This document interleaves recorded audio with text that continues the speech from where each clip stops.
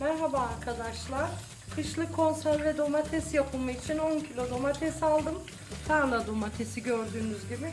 Her türlü domatesten, armut domatesten de yapabilirsiniz. Şimdi onları güzelce yıkıyorum. Yıkamış olduğumuz domateslerin şu kısımlarını alalım.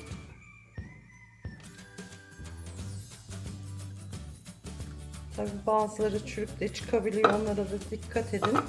Böyle büyük parçalar halinde rondomuza koyalım. Kabuğuyla birlikte. Kabuğunu falan soymuyoruz hiç. Çok pratik, çok kolay, lezzetli bir kışa hazırlık oluyor. Yemeklerde, menemen yapmak için her türlü kullanabilirsiniz.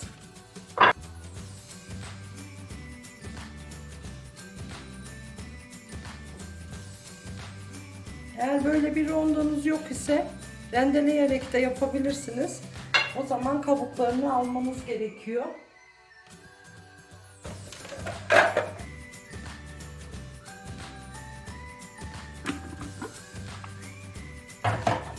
Gördüğünüz gibi kabuklarıyla birlikte şimdi tenceremize alıyoruz. Hiç kabuk kalmadı bile. Kabuklarını soymanıza gerek yok. Daha vitaminli oluyor böyle. Şimdi aynı işlemi tekrar yapalım.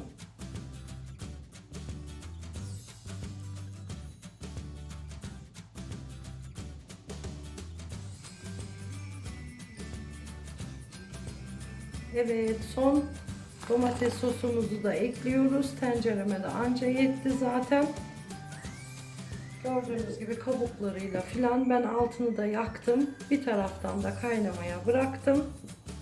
Bu püreler olduğu gibi aşağı inecek kaynadıkça domates sosumuz olmuş demektir. Size tekrar göstereceğim. Hiçbir şey eklemiyoruz. Sadece kaynatıyoruz.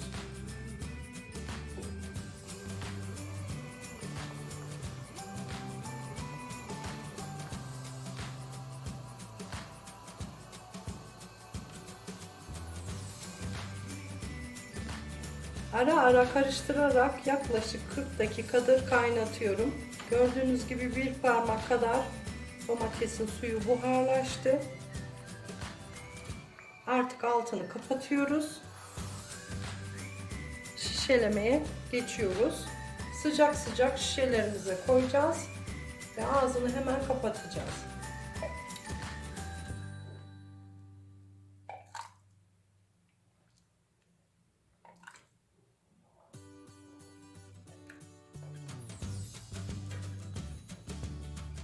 Ve temiz nemli bir bez yardımı ile kenarlarını silelim.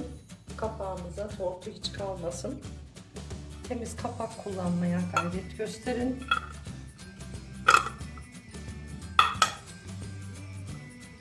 Bezle tutun, eliniz yanmasın. Sıkıca kapatıyoruz ve ters çeviriyoruz. Eğer kapaklarda akıntı, sızıntı varsa hemen kapağınızı değiştirin. Tekrardan yeni kapak kapatın.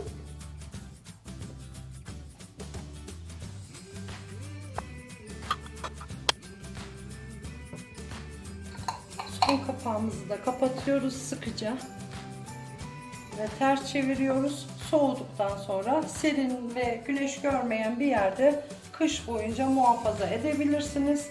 Afiyetle, sağlıkla yemeniz dileğiyle bir dahaki videoda görüşmek üzere. Hoşça kalın.